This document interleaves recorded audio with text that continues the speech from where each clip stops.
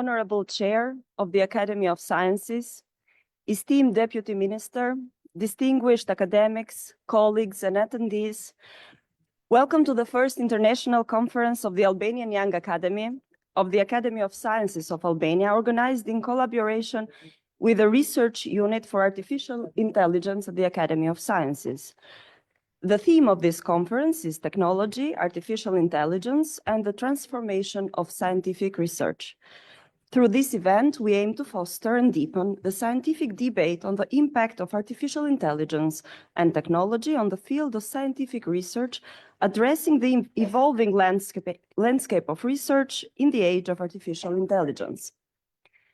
I nderuar kryetari i Akademisë së Shkencave, e nderuar zonja zëvendësministre, të nderuar akademik, kolegë të pranishëm, mirë se vini në konferencën e parë ndërkombëtare mbardisiplinore të Akademisë së të Rinjve pranë Akademisë së Shkencave të Shqipërisë, në bashkëpunim me Njësinë e Kërkim Studimit për Inteligjencën Artificiale në Akademinë e Shkencave, me temë Teknologjia, Inteligjenca Artificiale dhe Transformimi i Kërkimit Shkencor. Përmes këtij organizimi shpresojmë të nxisim dhe të thellojmë debatin shkencor e ndikimit të inteligjencës artificiale dhe teknologjisë në fushën e kërkimit shkencor, duke adresuar situatën e re të kërkimit shkencor në epokën e inteligjencës artificiale.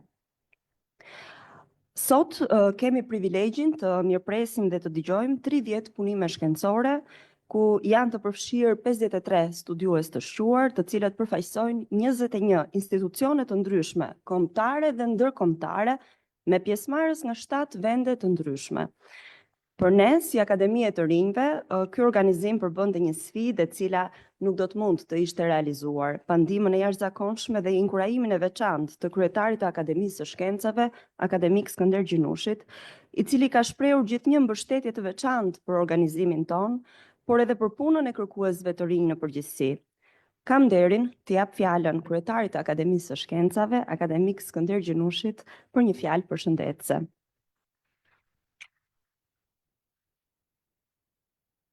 Mirëdita, nderuar zonja zëvendësministre, nderuar pjesëmarrës. Tani kënaqësi që marrim pjesë në hapjen e këtij aktiviteti të rëndësishëm. Pra së dyta konferencë radhazi që organizojmë për inteligjencën artificiale, kuptohet që është një temë tashmë e ditës apo e shekullit në sakt, sepse ky shekull është shekulli i inteligjencës artificiale, që me pak humor mesa duke qenë të zhgënjur në inteligjenca natyrale, tashmë jemi kthyer inteligjencës artificiale.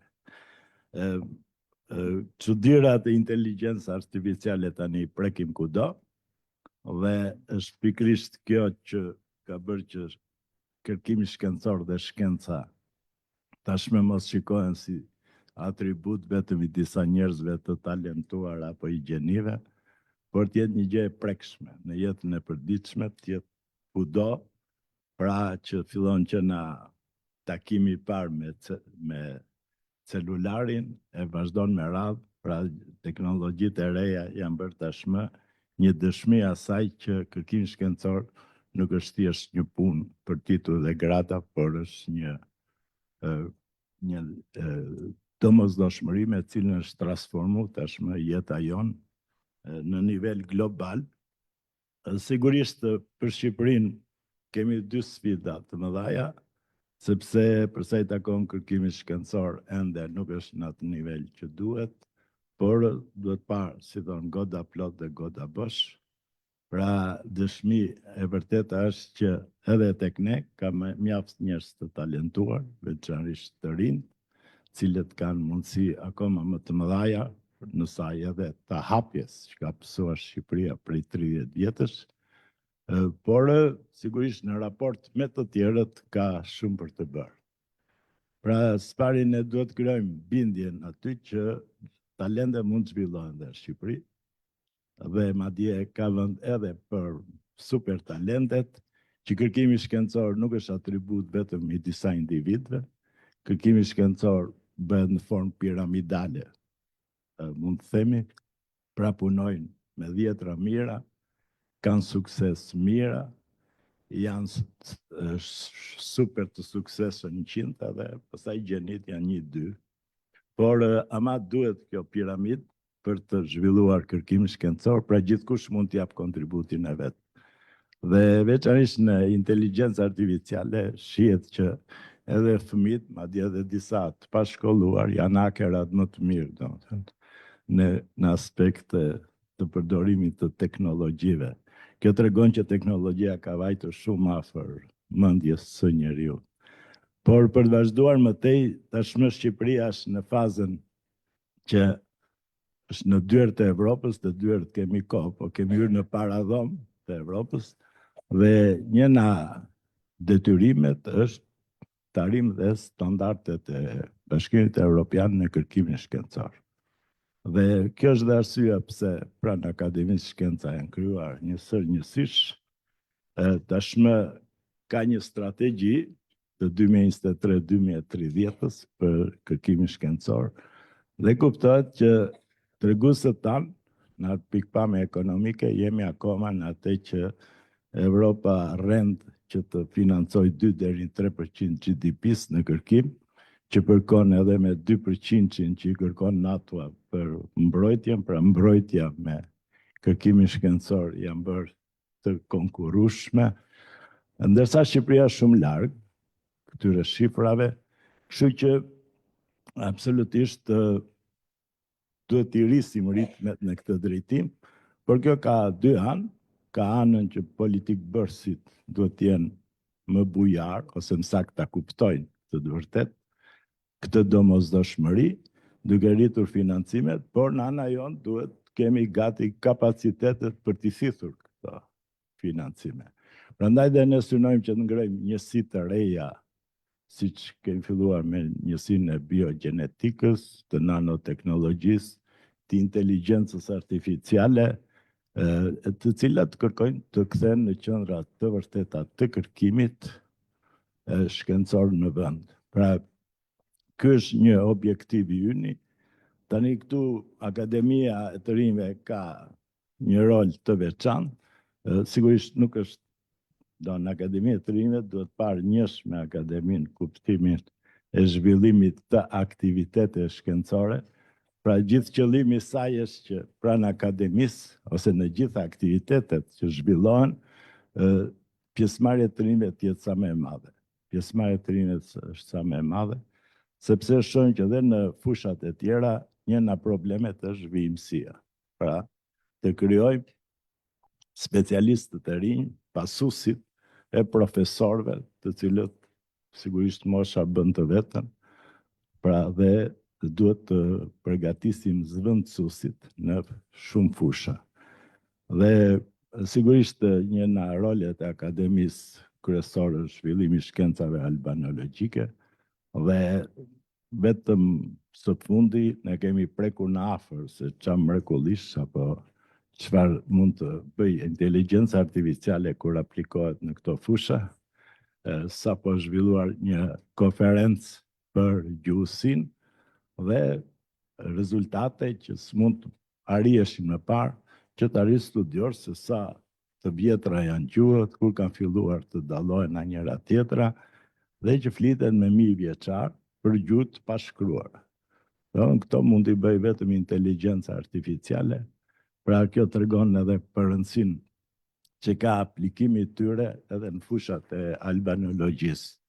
Pra, duke mos e zgjatur më tej, do të theksoj atë që duhet të inkurajojmë gjithnjë më shumë kërkimin tek të rinj, duhet të forcojmë këtë bashkëpunim midis njësive, sepse ka një tendencë që dëshiroj ta them, që ndonse nuk kemi kapacitete të mëdha, se jemi vend i vogël, përsëri ka tendenca që institucionet kërkimore dhe ato që janë të punojnë veç e veç dhe jo së bashku.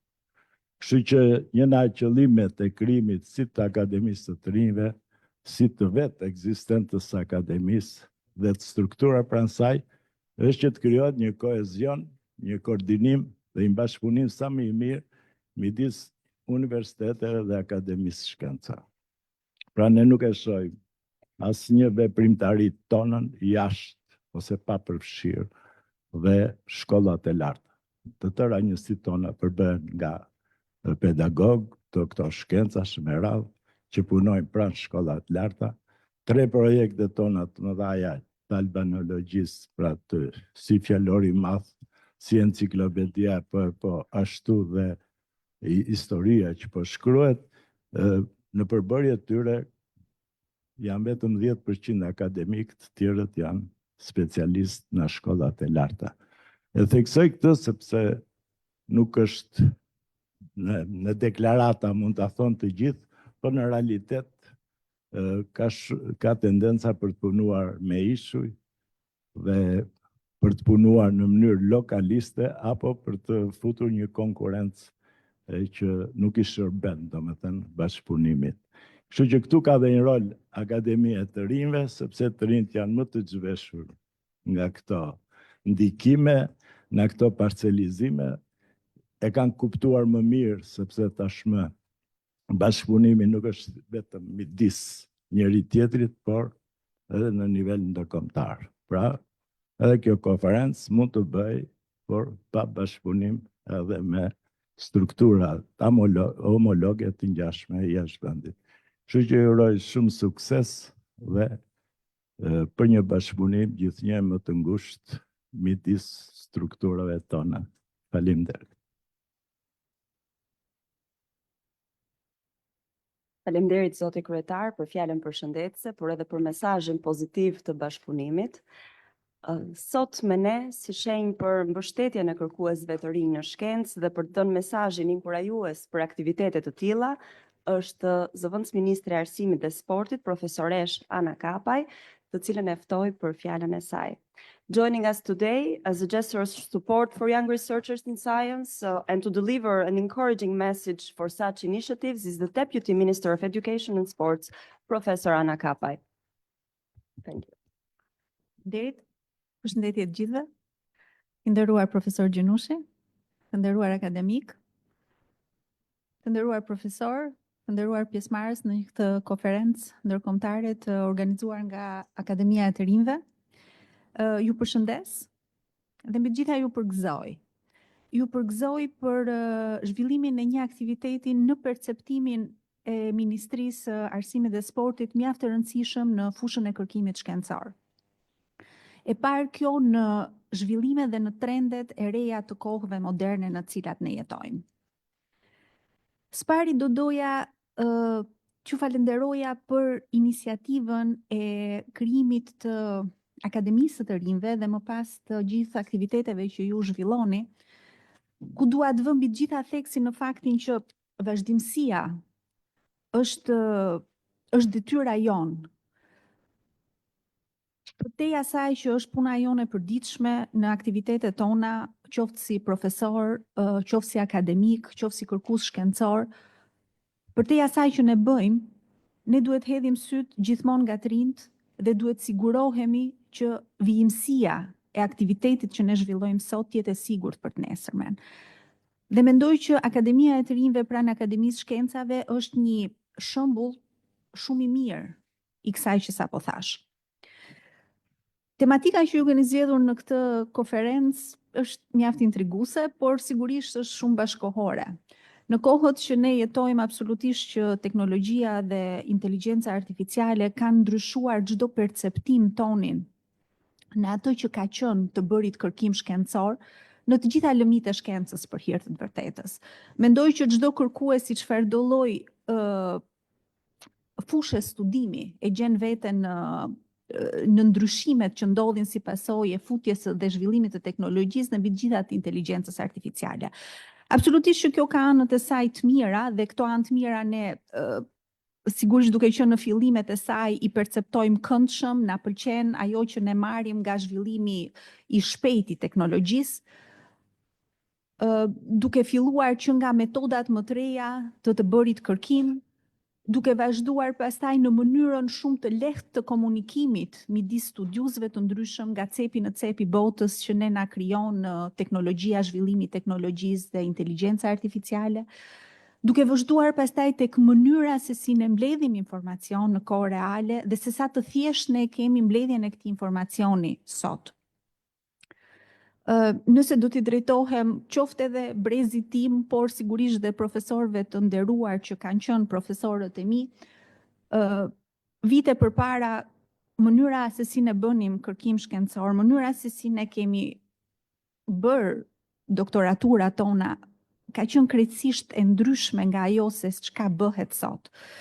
Unë gjithmonë mendoj që ka dy anë të medalje. Sigurisht janë këto anët pozitive të mira që ne na ndihmojnë në procesin e sotëm, por ne gjithmonë duhet jemi shumë të kujdesshëm. Absolutisht që duhen mirëpritur këto ndryshime në teknologji, por sigurisht që duhet vëmë dhe pikpyetjet tona dhe të ndërgjegjësohemi dhe të jemi të kujdesshëm në atë çka ne bëjmë, sidomos me fokus kryesor etikën në kërkimin shkencor, në rezultatet që ne paraqisim, në analizën që ne bëjmë. Dhe ajo çka vlerësoj më shumë në këtë konferencë është që pikërisht ju që jeni të rinj, që jeni e ardhmja e akademisë nesër, e ardhmja e kërkimit shkencor nesër, vini sot në këtë konferencë, me sa kuptova dhe ka dhe një pjesëmarrje konsiderueshme, 30 prezantime sikur u thanë, që mendoj që është një rezultat i kënaqshëm. Dhe duke folur dhe diskutuar me njëri tjetrin, sigurisht ne kuptojmë benefitet e kohës, por nga ana tjetër, duke u bërë pjesë e këtyre konferencave, ne rrisim dhe ndërgjegjësimin midis nesh, të asaj se ku janë limitet që ne duhet t'i respektojmë, për të qenë gjithmonë korrekt në kërkimin shkencor që ne bëjmë dhe në rezultatet që ne paraqesim. Absolutisht që fokusi i Ministrisë së Arsimit dhe të Sportit është drejt kërkimit shkencor.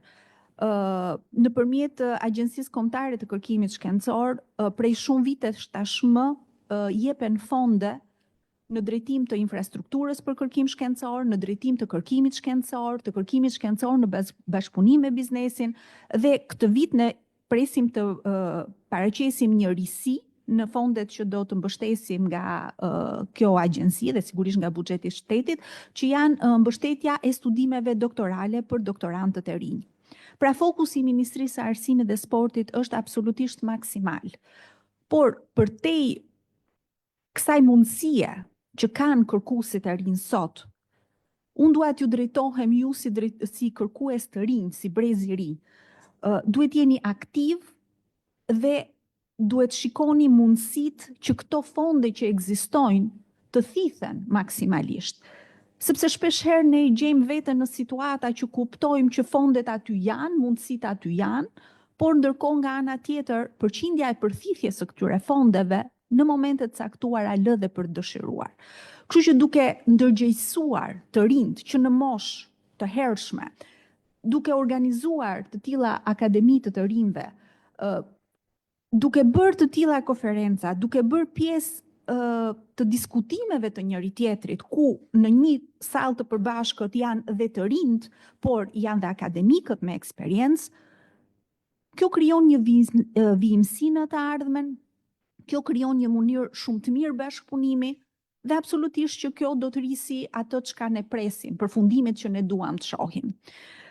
Sigurisht që gjithë që jeni prezent tu duke qenë pjesë e universiteteve, stafe akademike, akademisë shkencave, jeni ndjeni për ligjin e fundit që ka kaluar në Parlamentin e Shqipërisë për shkencën dhe kërkimin shkencor, i cili është një ligj në perceptimin e Ministrisë së Arsimit që sjell risi të konsiderueshme në mënyrën se si organizohen kapacitetet për të bërë kërkim shkencor në nivel bashkëpunimi institucional, sigurisht dhe më pastaj për kërkimin e fondeve, gjithmonë me fokus kërkimin shkencor. Pjesë e këtij ligji është dhe hapësira për një kod etike që ky ligj e parashtron si detyrim të tij. Dhe ndërtimi i një kodi etike duke pasur në fokus pikërisht etikën në kërkim shkencor, do të jetë në fokusin e menjëhershëm të Ministrisë së Arsimit dhe të institucioneve partnere të saj, në mënyrë të tillë që ne të dimë se brenda çfarë kornize të zhvillojmë kërkimin shkencor, ku janë ato limite përtej të cilave ne nuk duhet të shkojmë dhe si është mënyra më e mirë në të cilën dhe me të cilën ne duhet bëjmë kërkim shkencor. Unë nuk dua të zgjatem, sigurisht që dua të përcjell edhe një herë falenderimet e ministres dhe të Ministrisë së Arsimit dhe të Sportit për këtë event. Dua gjithashtu t'ju uroj të gjithë pjesëmarrësve dhe organizatorëve të këtij eventi suksese në këtë ditë dhe të keni diskutime sa më të frutshme midis jush për të marrë më të mirën asaj që gjithë secili ka bërë në punën e tij individuale. Faleminderit edhe një herë dhe sukses.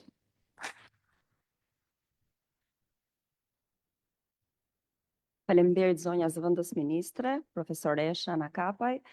Vërtet inkurajuese fjala juaj për mënyrën se si të rinjt mund të imponohen edhe në politikbërje dhe gjithashtu po është e vërtet siç ju e përcaktuat, ne kemi organizuar këtë konferencë edhe për të promovuar Akademinë e të rinjve dhe jam e lumtur që sot ka njerëz që për herë të parë e kanë dëgjuar organizmin ton, pra përmes këtij aktiviteti donim që të bëheshim të njohur edhe në ndikimin më tej se sa vetë Akademia e Shkencave. Për inteligjencën artificiale në Shqipëri dhe studimet në këtë fushë, kemi fatin të kemi këtu si bashkëorganizator dhe si keynote speakers kryetarin e njësisë së kërkim studimit për inteligjencën artificiale në Akademinë e Shkencave të Shqipërisë, akademik Nekif Rashërin, dhe zëvendës dekanen e Fakultetit të Ekonomisë në Universitetin e Tiranës, akademiken e asociuar Kozeta Sevrani. Autoriteti juaj në këtë fushë është i mbështetur në themelet e një pune të gjatë dhe të organizimi i mjaft aktiviteteve, ku më shumë se kushdo ju keni kontribut. Ju falenderojmë që na dhat mundësinë të organizojmë bashkë të konferencë dhe të mësojmë nga ju. Kjo ka qenë një përvojë rritjeje për ne, për cilën ju falenderojmë. Ftoj akademik Nekif Rashërin për të folur si drejtues i njësisë së kërkim studimit për inteligjencën artificiale në Akademinë e Shkencave dhe për këtë epokë të re të studimeve në influencën e inteligjencës artificiale.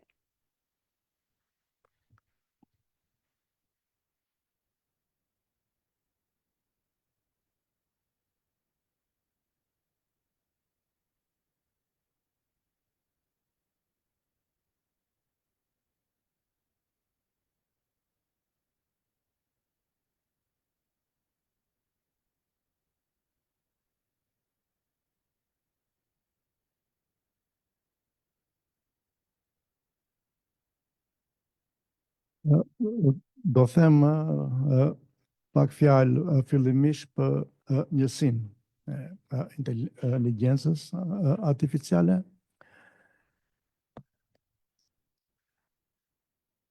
Akademia e Shkencave sot ka mundësinë që të krijojë ato që ne quajmë njësi kërkimore të përkohshme,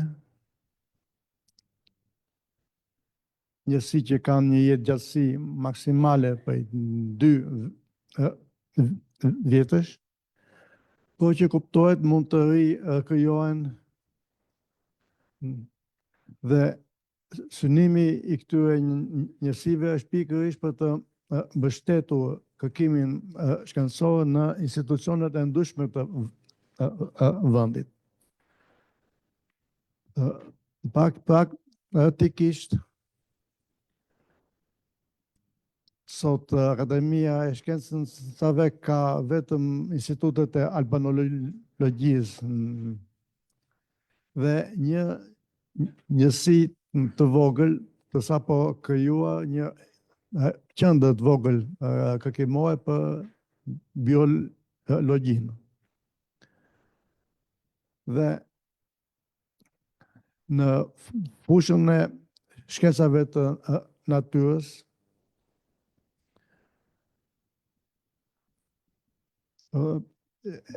funksionojnë një seri, një numër njësish kërkimore që janë të përbërë atësisht nga personeli kërkimor nga universitetet e ndryshme. Roli këtyre njësive është pikërisht të realizojë kërkimin shkencor nëpërmjet bashkëpunimit midis grupeve të ndryshme. Një për këtyre njësive është dedikuar për inteligjencën artificiale, në ndërtimin e cilës jam unë dhe një koleg akademik, Arjan Dosi, i cili punon në Shtetet e Bashkuara. Dhe bëthama e kësaj njësie janë përfaqësuesit nga departamentet kryesore të informatikës në Universitetin e Tiranës, në Universitetin Politeknik, Universitetin Epoka e tjerë.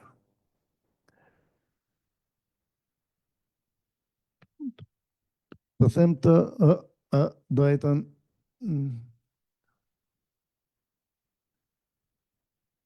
nuk është se si njësi ka patur një veprimtari të dallueshme. Më them që ne kemi njësi të tjera, siç është nanoteknologjisë apo e biologjisë e tjera, të cilat janë shumë më aktive.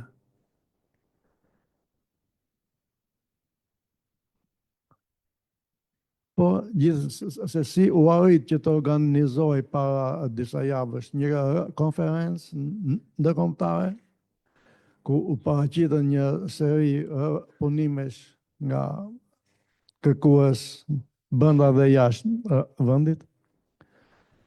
Dhe tani jemi mbledhur për një konferencë të dytë që organizohet nga Akademia e të Rinjve, një nismë shumë e mirë e kësaj të akademie. Ajo që duhet të theksoj është që rezultatet më të mira në kërkimin shkencor, efektiviteti maksimal arrihet ku bëhet një balancim apo një bashkëveprim sa më i drejtë, sa më i ekuilibruar midis autonomisë dhe bashkëpunimit. Dhe në këtë kënd vështrimi uroj që të ardhmen të kemi një bashkëveprim më të mirë midis Akademisë të Rinjve dhe Akademisë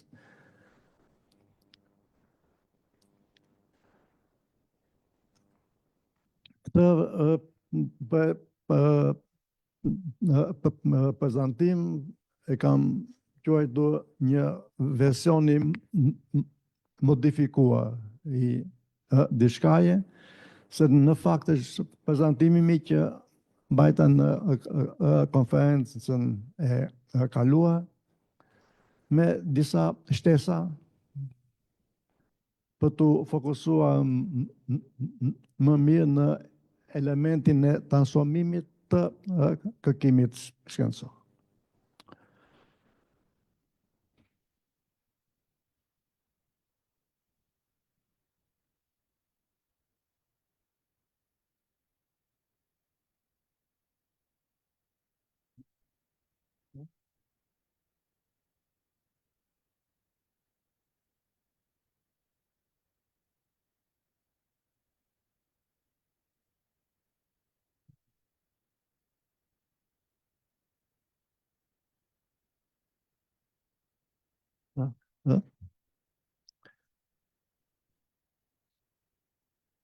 Kemi të bëjmë me një zhvillim teknologjik, do thosha të lahtarisur, që me të drejtë mund të quhet një evolucion i ri teknologjik, i cili ndoshta e rëson edhe revolucionet e kaluara teknologjike. Dhe konsideroj që veçanërisht për ne, për komunitetin e kërkuesve, duhet që të krijojmë një ide sa më të qartë në thelb çfarë përfaqëson kjo dhe çfarë mund të sjellë.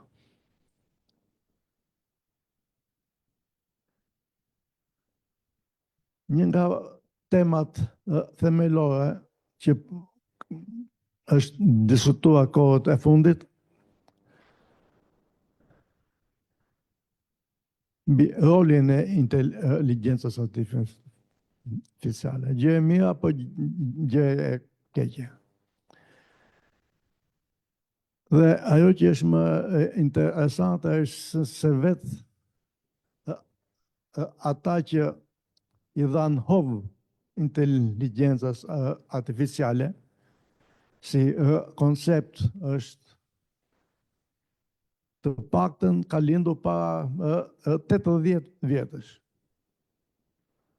Për shumë arsye patë një zhvillim shumë të ngadalë dhe një shpërthim në vitet e fundit. Dhe është vetë ata që e thënë në mënyrë figurative, nxorën djallin nga shishja, vetë ata kanë dalë në media duke thënë që kemi të bëjmë me një teknologji që mund të jetë shumë e rrezikshme dhe që duhet kontrolluar. E rrezikshme në çfarë kuptimi? Gjëja më e thjeshtë mund themi paraqitet në këto karikatura të internetit që unë do i përkthejnja nga se duhet kemi frikë. Duhet kemi frikë se mos bëhet kompjuteri më i mençur se njeriu, apo mos bëhet njeriu më budallas se kompjuteri. Për kolegët që vinë nga fusha e informatikës, ata besoj mund ta kuptojnë më mirë që në thelb kompjuteri është po aq i zgjuar në folza sa që është motori një makine në rrugë. Vetëm se në qoftë që motori një makine në rrugë ka disa mira elemente mekanike, ku mbrim tek kompjuter janë kombinuar disa miliona elemente elektronike dhe logjik. Po që në thelb nuk ka asnjë lloj inteligjence brenda.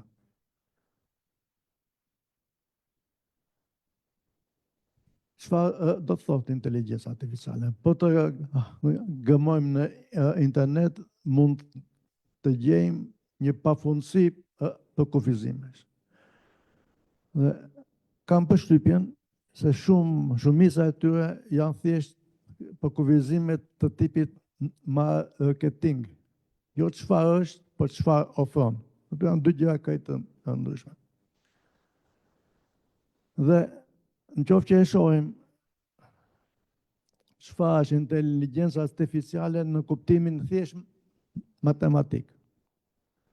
Duke lënë më njanë ndër likueshmërinë e formulave.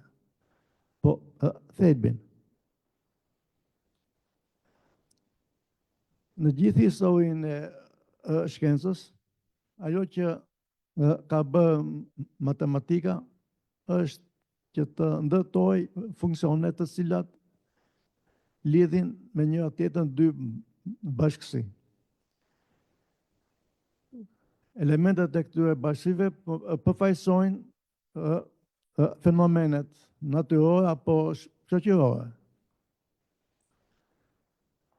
Dhe këto funksione mund të ndërtohen historikisht, janë ndërtuar në dy mënyra. Një mënyrë empirike, pra duke marrë thjesht të dhënat laboratorike apo të dhënat e matura në terren, dhe duke ndërtuar ndonjë marifet matematik që i lidh të dhënat njëri me tjetrin. Rruga e dytë është nëpërmjet një arsyetimi teorik bazuar në teoritë e konfirmuara për të ndërtuar një model për një teori të re. Po të shohim më në detaje, një nga metodat e vjetra dhe më të suksesshme në ndërtimin e modeleve të matematike, metoda e rregësit të lineare.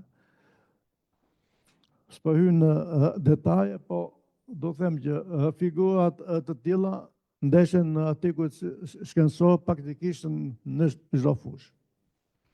Pra, kemi të bëjmë me një seri matjesh, të dhënash numerike dhe ndërtojmë një funksion që këtu është via e drejtë e kuqe, një funksion i thjesht, y bazë me ax plus b, kemi një metodë të thjesht matematike që nga vlerat e matura gjejmë sa është a edhe sa është b, dhe kemi pa një funksion empirik që lidh vlerat e x-it me vlerat e y-it. Po që si funksion nuk ka asnjë lidhje me funksionin real, me atë që çka ndodh realisht në fenomen. Dhe konkretisht, këto pika këtu janë të llogaritura jo nga një vjet drejt, por nga një hiperbol, ku janë shtuar edhe disa gabime të rastit dhe kanë dhënë këtë shpërndarje të pikave.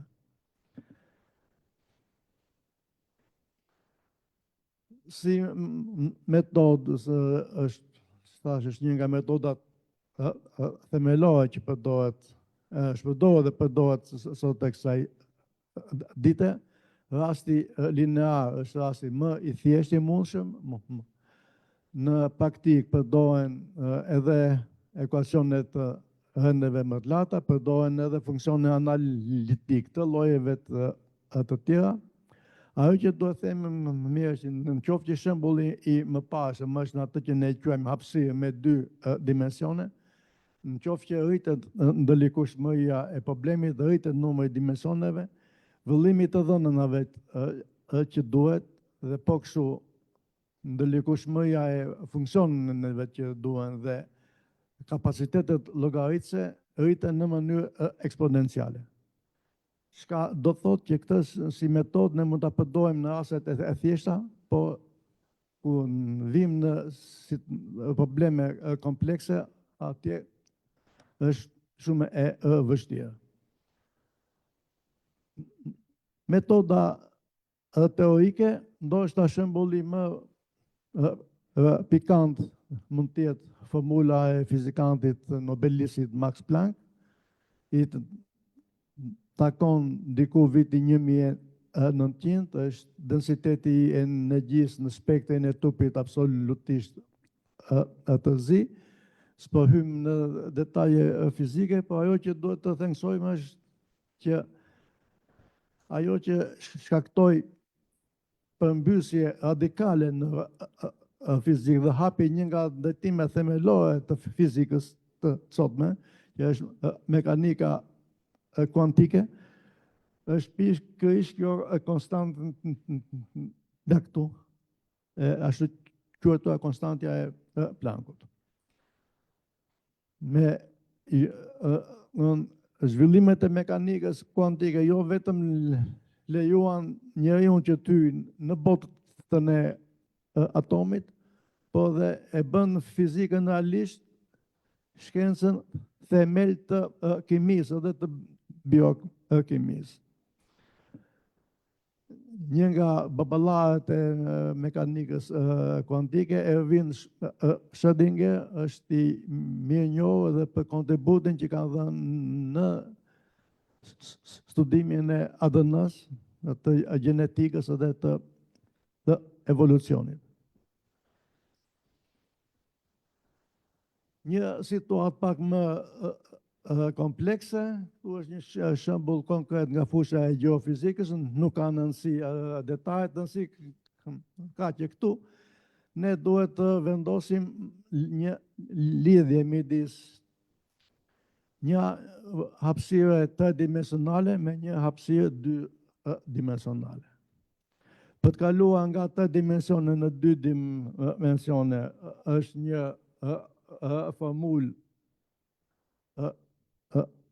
banale, nga pikpamja e thjeshtësisë, kemi të bëjmë me një model matematik që është nxjerrë në mënyrë teorike dhe që është i përdorshëm. Në qoftë që duam bëjmë veprimin e anasjellt, jashtë të quajtur problemi invers, pra nga një sipërfaqe të ndërtojmë një konstruksion të përmasor, këtu edhe në qoftë që arrim të shpikim do një lloj formule, praktikisht e kemi të pamundur që të bëjmë llogaritje. Dhe e vetmja mënyrë për të zgjidhur problemin invers është ndërtimi i algoritmeve të cilët në mënyrë iterative hapasapi mundohen të korrigjojnë një model fillestar me shpresë që të arrihet diçka që ka kuptim. Pra, jemi në një situatë ku funksionin matematik në praktik e paraqesim me një algoritëm. Nuk është më një formulë, siç jemi mësuar zakonisht në shkollë.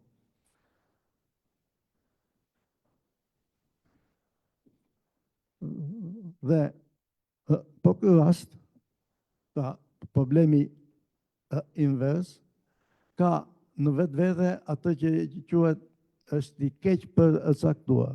Pra nuk ka zgjidhje unike.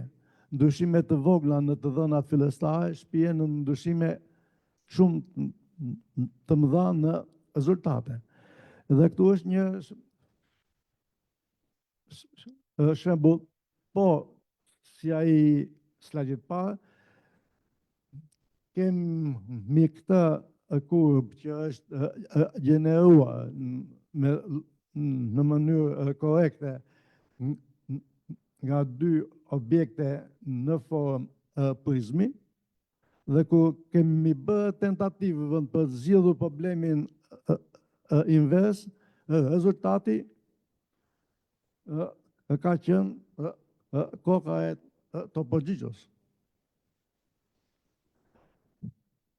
Pikërisht për të treguar që një ndryshim i vogël në distancën midis këtyre dy objekteve bën që të marrim një rezultat relativisht të panueshëm ose të marrim një bullallalëk. Vim në një situatë më të ndërlikuar dhe që jemi hym në fushën e inteligjencës artificiale. Na duhet një funksion, të cilit në hyrje duhet të japim një imazh dhe funksioni duhet të na thotë në këtë figurë kemi një masë apo një qen apo diçka tjetër.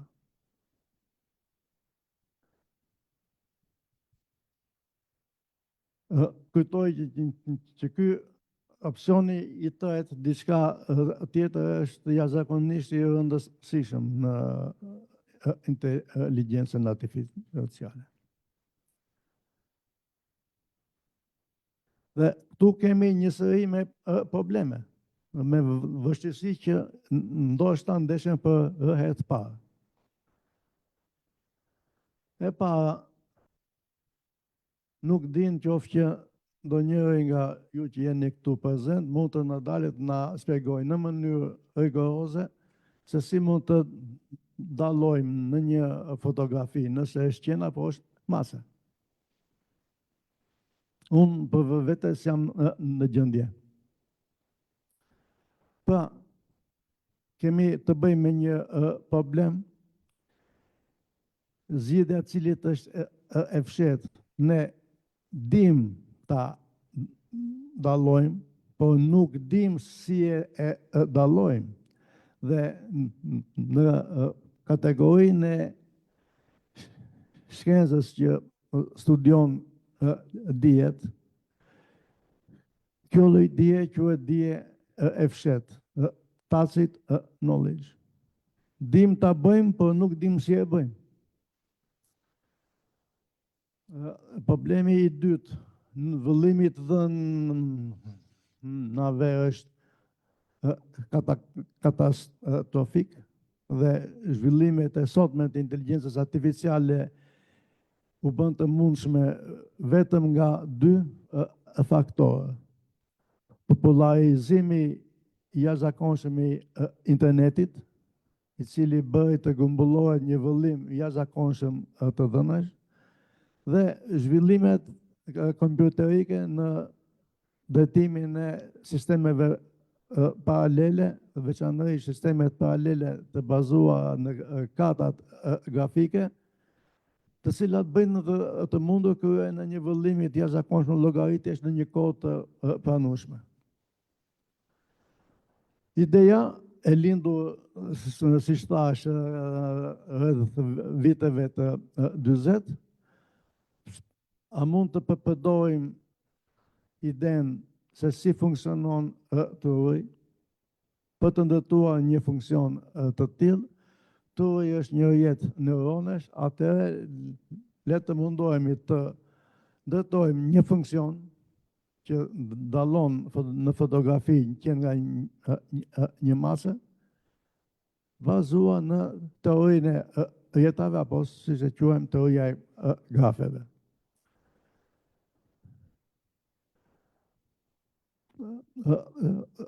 Sot mund kemi edhe teori të tjera që përdoren po për këtë qëllim, pra unë po ndjek rrugën e teorisë së grafeve, po flitet për algoritmet llojeve të tjera dhe normalisht çdo lloj mjeti që ne mund të përdorim për të vënë lidhje midis dy bashkive është një përfaqësues i një funksioni në matematikë. Atëherë ideja është mendimën e një grafi ne të vendosim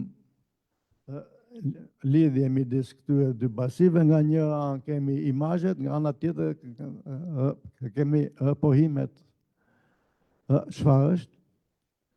Dhe në mënyrë që kjo lidhje të realizohet, duhet të bëhet një parametrizim i këtij grafi.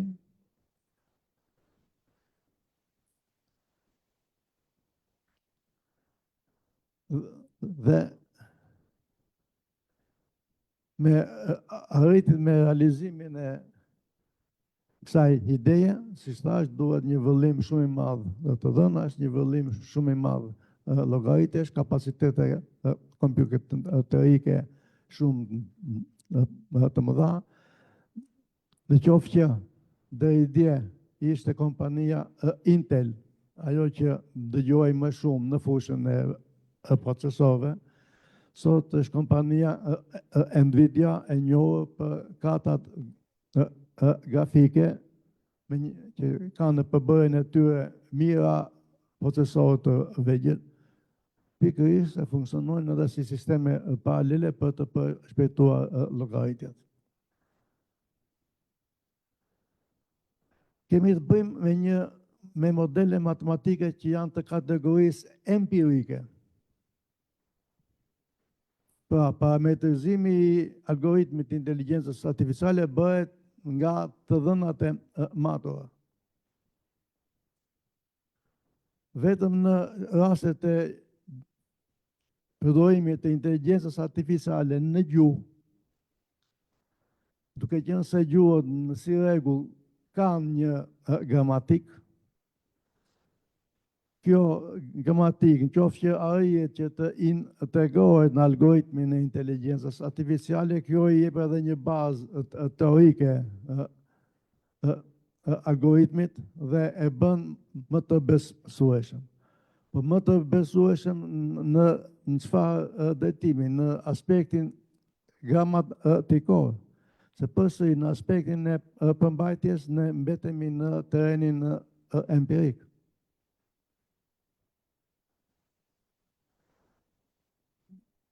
Dhe kur vim tek inteligjenca artificiale generative, këtu jemi në shkelim në tokë të nxehtë.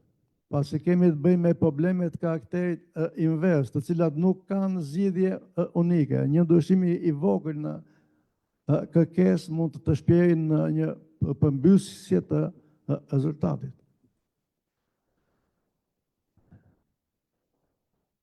Po ajo që vjen është që është inteligjenca artificiale gjenerative, cila ka një popularitet shumë të madh. Dhe atëherë me të drejtë mund të bëjmë pyetjen, mos vallë është inteligjenca artificiale një lloj bumerangu që ne e hedhim për të kapur diçka, jo vjen notull dhe na bie kokës. Dhe një element kritik në këtë drejtim është ajo që ne në matematikë quajmë fusha e përcaktimit e funksionit. Po ti rikthehemi shembulli që pam në fillim të regresit linear. Këtu kemi të bëjmë me një funksion, fushë e përcaktimit të cilës është fare e qartë. X-i varion nga 2 në 14. Pra, në qoftë që ne duam të përdorim këtë formulë, këtë vijë të drejtë, ku dim një vlerë në X-it, të themi 3.5, sa do jetë Y-ku, jemi brenda fushës të përcaktimit. Në qoftë që duam sa është Y-ku, ku X-i të jetë 100, hiperbola shkon dhe zeros, vjet dhe shkon në infinit. Dhe në qoftë që duam sa është tek 0.5, ne këtu kemi një vlerë që shkon diku tek afër 15, por funksioni real rritet në mënyrë katastrofike. Dhe mbase mund të keni dëgjuar në historinë e fizikës, diku që flitet për katastrofa ultraviolet, është pikërisht një gjë e ngjashme me një formulë empirike për spektrin e trupit absolutisht të zi, i cili me formulën e Planckut me rritjen e frekuencës shkon deri 0, kurse ai shkonte në plus infinit. Kur vim tek rasti modeleve të inteligjencës artificiale, ndërlikueshmëria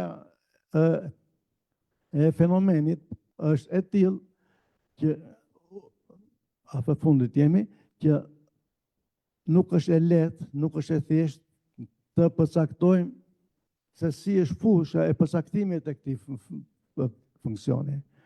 Pra, në qoftë që i bëjmë një kërkesë sistemit të inteligjencës artificiale, nuk dim a jemi brenda fushës apo jemi jashtë fushës. Dhe pa frikë, fusha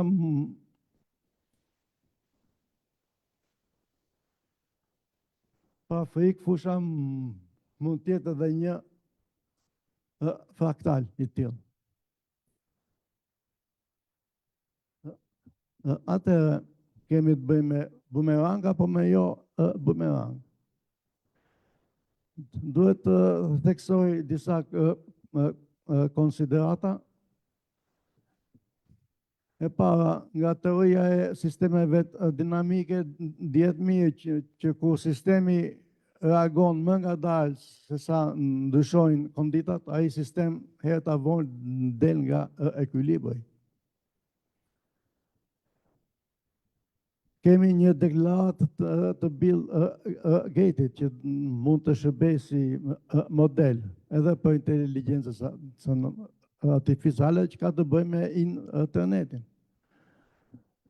Unë kam patur fatin që të ndjek zhvillimet e internetit në Shqipëri që nga fillimi i viteve 90 dhe mund them që si e kemi menduar internetin në vitet 90 është krejt ndryshe nga ajo që po ndodhet sot.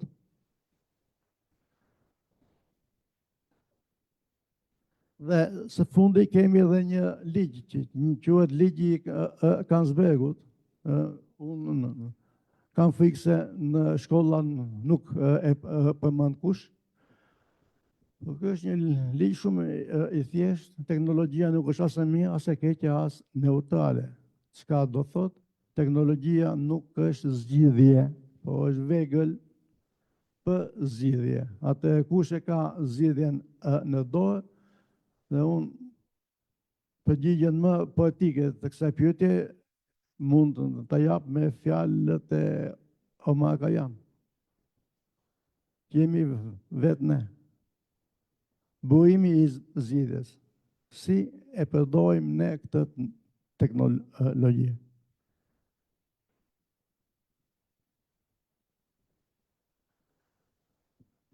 Vim tek kërkimi shkencor. Na duhet, mund themi me plot gojën që na duhet, është një zgjerim I konceptit të regresit, një nga metodat më të dobishme në shkencë.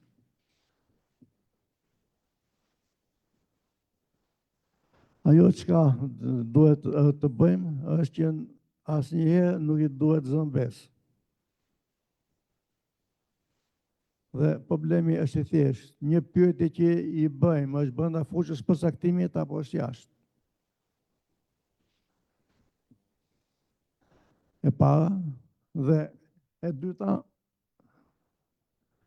kujdes kur luajmë me inteligjencën artificiale generative. Jemi duke luajtur me zjarr.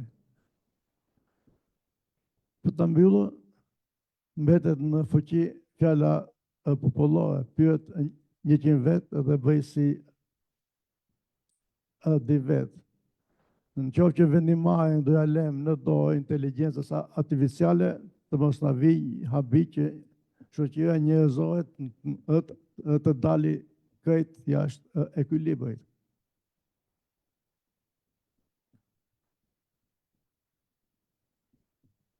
Faleminderit.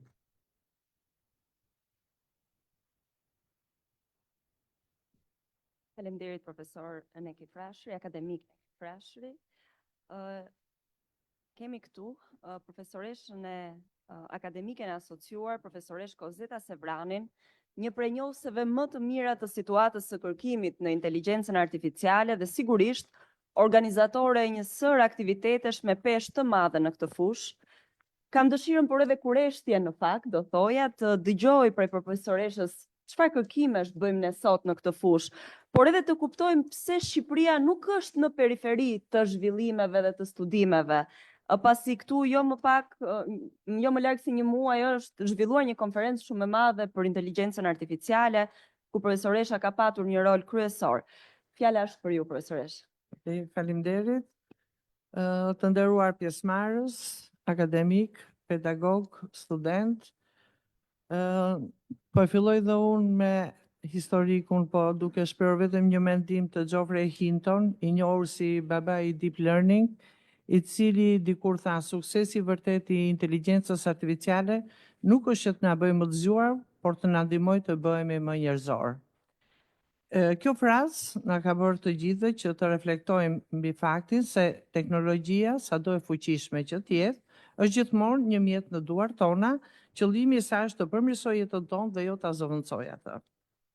Është kënaqësi në fakt që të jemi midis jush sot për diskutuar mbi një temë kaq aktuale dhe jetike për të ardhmen e kërkimit shkencor dhe inovacionit.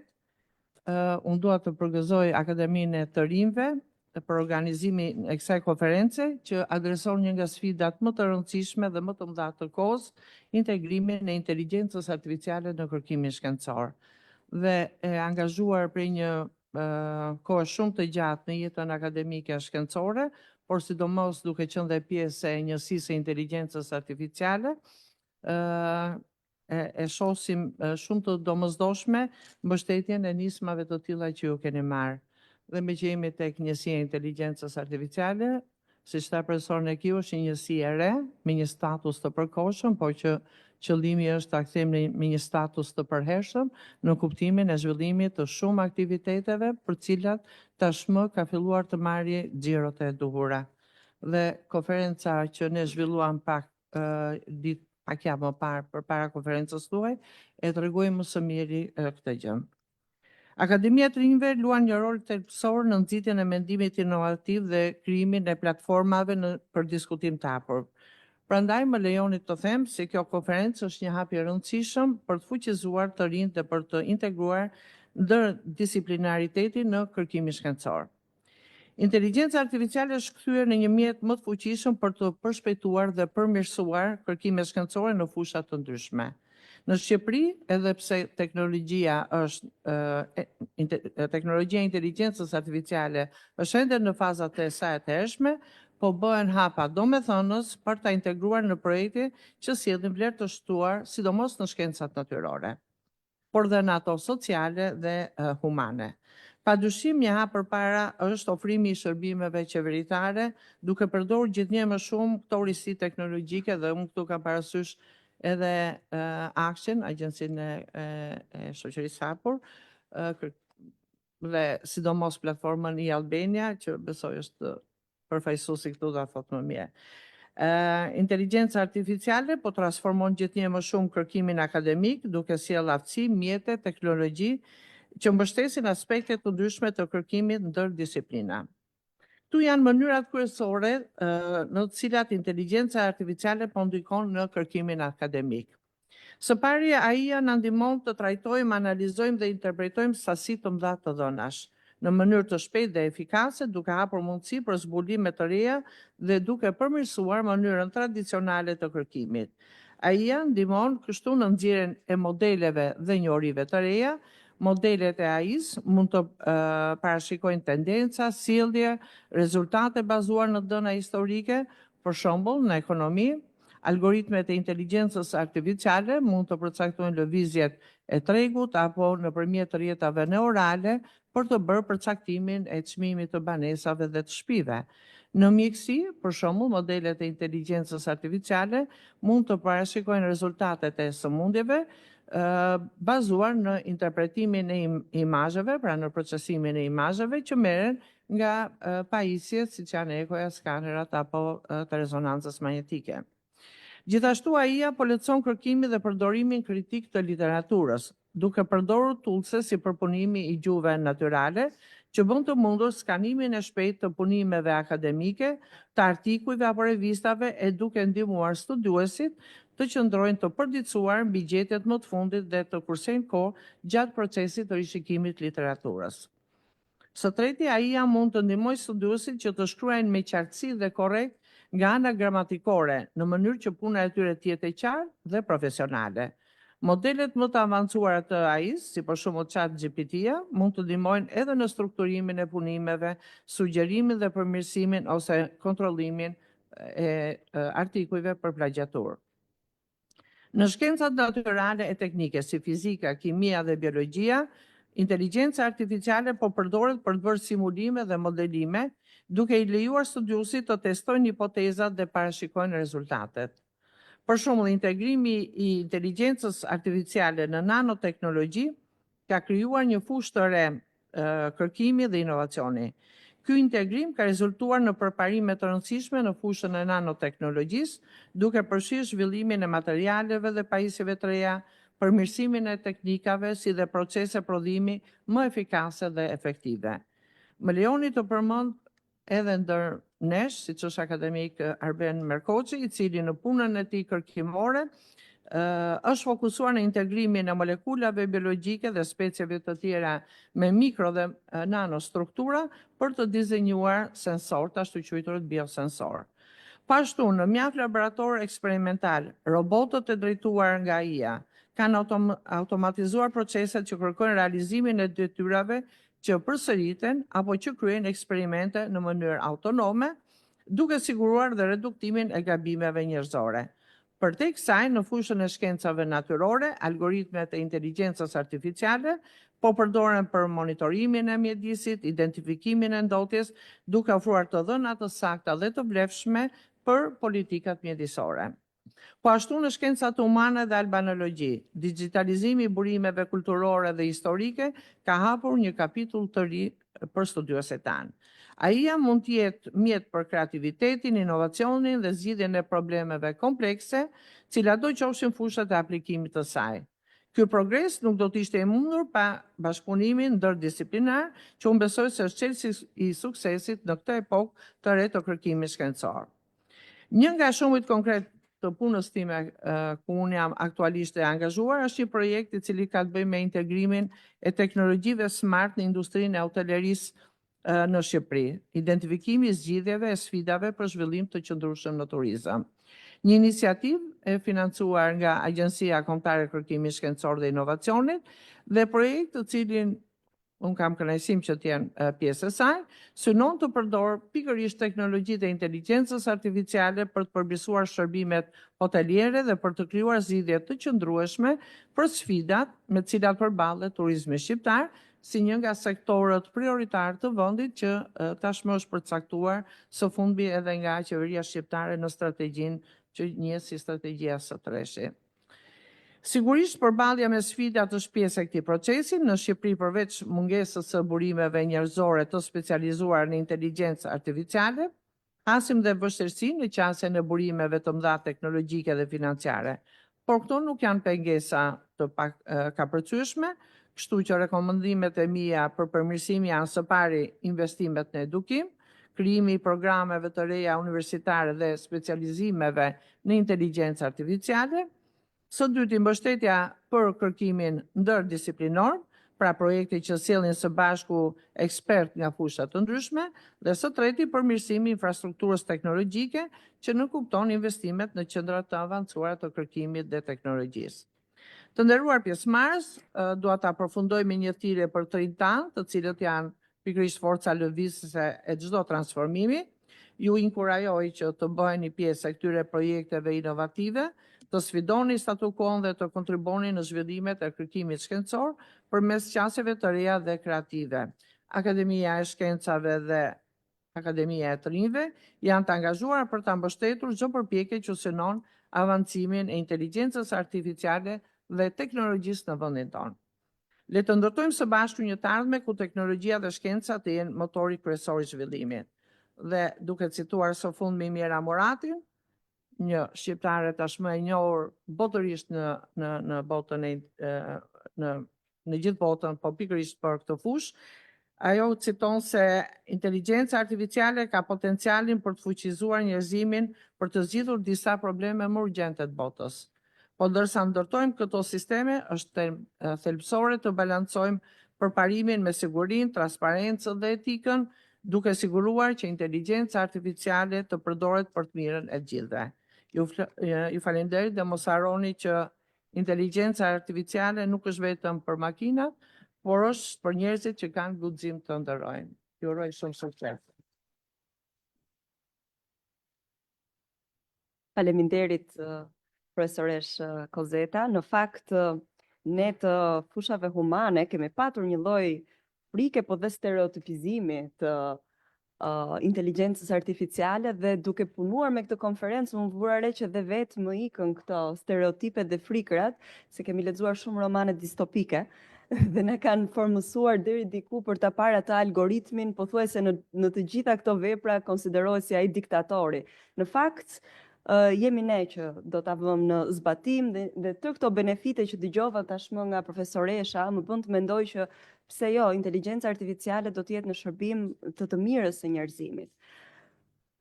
Kam nderin të kemi në linjë direkte dy bashkëpresidentët e Global Young Academy, Akademisë Globale të rinjve, Jensi Flores Buesco dhe Dr. Chandra Shekhar Sharma, të cilët do të mbajnë një fjalë përshëndetëse dhe mbështetëse sigurisht për Akademinë e të rinjve. We have the honor now to give the floor to to Dr. Jensis Flores Buesco and Chandra Shekhar Sharma, the co-presidents of Global Young Academy. They are online. Thank you. Thanks. Can you hear me? Yes, yes. So, dear distinguished guests and my esteemed colleagues from Albanian Young Academy and all the participants, a very good morning and a warm welcome to you all on behalf of the Global Young Academy on this momentous occasion of an international conference on artificial intelligence. I am truly honored to address this august gathering, a convergence of brilliant young minds dedicated to exploring the profound impact of artificial intelligence on the scientific research. I deeply regret that I'm not able to join you in person, and it's like a missed opportunity to meet you all. My another co-chair colleague, Yancy, she was there, but it was too late for her in the night. It's past midnight for her. So she expressed her regret for joining the session now. As we are here to deliberate the impact of AI on various fields, even with a caution, but let's acknowledge the extraordinary potential that lies before us by using this technology. Artificial intelligence, once a concept confined to the pages of scientific fiction, has now become a reality that is reshaping the every fabric of our world. Its transformative power is evident in every facet of human endeavor, from healthcare to the climate science, from materials engineering to astrophysics. In terms of scientific research, artificial intelligence is emerging as a catalyst for unprecedented discoveries.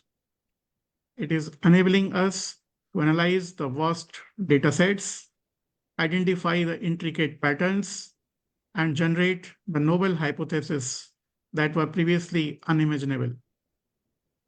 By automating the routine tasks and augmenting the human intelligence, AI is freeing up researchers to focus on higher level thinking and creativity.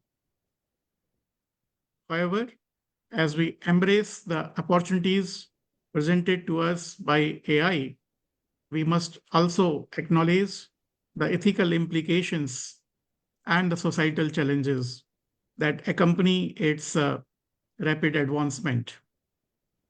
It's imperative that we develop responsible AI practices that prioritize transparency, accountability, and fairness. In the days ahead, we will delve into the cutting-edge research, innovative applications, and ethical considerations that define the intersection of AI and the scientific research. Let's engage in stimulating discussions, share insights, and collaborate to shape the future of AI for the betterment of humanity. Similarly, the use of AI in the education has a promising ability to transform the way we teach, learn, and innovate. Let's ask ourselves, how can we harness the power of AI to create a more equitable and inclusive education system? What ethical considerations must we address as we integrate AI into our classrooms? How can we prepare our students for a future where AI is pervasive? I'm sure that this conference will be helpful in finding the reasonable answers to some of these questions, if not all. I extend my heartfelt gratitude to all the organizers, speakers, and the participants for their invaluable contributions to this conference. I wish Albanian Young Academy to grow further and be an effective and meaningful platform for Albanian young scientists. I, as a co-chair of the Global Young Academy, assure the full support to connect the Albanian Young Academy for networking and exchange of ideas with other national young academies and Global Young Academy, of course, worldwide. GYA has a mandate to provide a platform to connect all the national young academies worldwide. And I see a greater role from Albanian Young Academy in the near future under the able leadership of Welsh for Youth.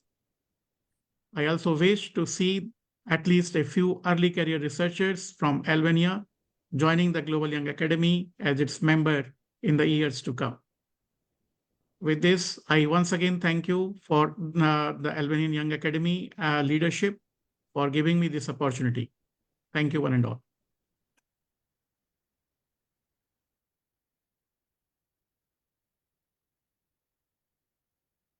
Thank you, President of Global Young Academy, Professor Sharma. It was a very insightful presentation, and of course, it gives a vision of the future, especially in engaging AI also in academic environment, in aspects of research, but also teaching and transforming the whole academic scene. Thank you so much. It means a lot for us, and it's a great kind act of support being here for us. Thank you.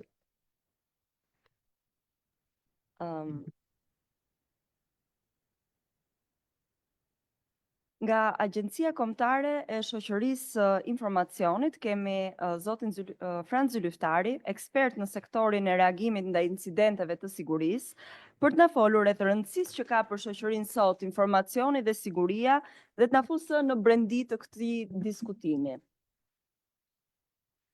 Përshëndetje të gjithëve, shumë i gjatë për këtë mikrofonin. Të nderuar akademik, profesor, pjesëmarrës, ju falenderoj për mundësinë për të marrë pjesë në këtë konferencë. Faleminderit profesor Luli për ftesën. Dua ta shfrytëzoj gjithashtu jo vetëm për të mbajtur një fjalë hapse, por për të hedhur dritë mbi përdorimin e inteligjencës artificiale në Shqipëri. Jam i sigurt që shumë prej qytetarëve, kolegëve, studentëve nuk janë ende të qartë dhe të njohur me faktin se inteligjenca artificiale po përdoret ditët e sotme në Shqipëri. Mund të ndaj me ju që prej 2 vitesh në fushën e sigurisë dhe mbrojtjes kibernetike, në luftën kibernetike, si një teknik i kësaj fushë, mund të ndaj që inteligjenca artificiale po përdoret masivisht për të luftuar çdo lloj kërcënimesh kibernetike të ndryshme që kanosin Republikën e Shqipërisë. Unë vi në rolin e përfaqësuesit të Agjencisë Kombëtare të Shoqërisë së Informacionit, ku ndihem krenar që mund ndaj me ju që institucioni që unë përfaqësoj është përgjegjës për gjithë hapësirën kibernetike qeveritare, do të thotë sistemet dhe infrastrukturat e qeverisë shqiptare, për gjithë ministritë, agjencitë e pavarura, por gjithashtu është një institucion i cili ka besimin e kryeministrit për të udhëhequr iniciativat në fushën e inteligjencës artificiale si në funksion të integrimit të Republikës së Shqipërisë në Bashkimin Evropian, por dhe në fusha të ndryshme ku do të shtërrihet në implementimin e Agjencisë Kadastrave e të tjerë. Me sa jam në dieni dhe për efektin kohë, gjithashtu dhe si ndoshta folsi fundit i fjalës hapse, di që mund të jetë bërë pak boring për pjesëmarrësit, shumë fjalë hapse dhe do të jem shumë konciz në pikat e mia. Për të respektuar jo vetëm të ftuarit ndërkombëtar, fjala ime do të jetë në anglisht, por dhe për të lehtësuar veten sepse shumë teknikalitete nuk kanë një përkthim, le të themi, të saktë në gjuhën shqipe. Do të jetë shumë shkurt, ju premtoj. Albania is undergoing a dynamic transition toward technological advancement, positioning itself at the forefront of modern innovation. For us, 2024 has been an intense and productive year in terms of evolution at the national level, as well as in cooperation behind our borders and barriers. As representative of ACSHIS agency, ACSHIS is leading and representing Albania at the NATO DARB initiative, where NATO is trying to regulate and coordinate AI implementation and security among alliance. Albania contributed to the development of the cyber defense section in NATO white paper by analyzing on how generative AI is being utilized in defense systems, providing insights into the potential applications of AI, enhancing understanding and strategic positioning in cyber defense. Our contribution emphasized the use of AI to strengthen threat detection, prevention and response, providing early identification of cyber threats, improving decision-making and creating simulations for military purposes. These efforts align closely with the NATO's objectives, ensuring the alliance remains agile and robust facing the possible threats. Furthermore, Albania has recently approved by the Council of Ministers its AI use methodology, grounded in the principles of OECD and aligned with European AI Act. This methodology is designed to ensure the ethical and responsible application of AI across all systems within the country, both the public and private sectors. However, as highlighted by the NATO DARB initiative, defense and cybersecurity fall in distinct categories. They require further elaboration and specialized consideration. As our Prime Minister mentioned a few weeks ago, for Croatia, it needed 7 years to transpose all the laws to be part of European Union. We're trying to use AI to transpose all the laws by reducing time, several teams of official lawyers and translators, and of course, an enormous cost. Through the help of our partners, as I'm coming from the security domain, from the cybersecurity domain, our historical partners, US, an illustration of our strong alliance with Akshi, responsible again for the government cyberspace, we built our own security operations center that is based on AI and machine learning. AI and machine learning are helping us to reduce the gap of our limited human resources in this field, monitoring 24/7 the government cyberspace and response to more than 60% of daily incidents by using AI without human interaction. With more than 90% of public online services delivered to the citizens, we are aware that digitalization becomes malign's favorite actor targeted. Our experience is built on the nation-state sophisticated destructive cyber attacks that Albania faced the last 2 years. It's not a secret anymore. For 2 years, we're facing sophisticated cyber attacks where AI is helping us to respond to those kind of malicious activities. And this level of sophisticated actors are targeting Albania constantly. Therefore, innovative technology comes in help. This concrete experience fuels our ambition and drives us forward by leading the region. Ju kërkoj ndjes, më duhet Po. të mbarojmë. Po, isha dhe përfundimit, faleminderit. AI has the capability to transform how we perceive and respond to threats, offering decision-making capabilities and to make faster reaction to threat. Different malign actors are trying to manipulate AI, mentioning Russian and Iran influence in 2024 Paris Olympic Games and US elections. So we see that AI is trying to be manipulated all over the world. And to sum it up, 2024 has been a year of progress, innovation, and collaboration. We have laid strong foundation for responsible and effective use of AI. And I want to say that in the end of the day, it's a technological race where innovation meets human fate. Për ta përmbyllur edhe një herë, dua të bëj një thirrje si zonja Sevrani për gjithë të rinjt që janë këtu. Ju ftoj dhe ju sugjeroj që të bashkoheni fushës së sigurisë dhe mbrojtjes kibernetike dhe inteligjencës artificiale. Shpesh e referohem si një trend që nuk duhet humbur. Nëse bëhet fjalë për të ardhmen tuaj, është e shtrenjtë. Përqafojeni si mundsi. Faleminderit. Faleminderit zoti zyrtarit. Shpresojmë që përmes kësaj dite intensive me shumë kumtesa cilësore të thellohemi në fusha të veçanta të kërkimit shkencor dhe të kuptojmë pikprerjet dhe zhvillimet e fundit në erën e inteligjencës artificiale, duke krijuar një pamje më të plotë, të përgjithshme të peizazhit të kërkimit shkencor. Vetëm kështu shkenca mund të vijojë të jetë e rëndësishme dhe e dobishme për shoqërinë, duke u përshtatur me ndryshimet që koha sjell.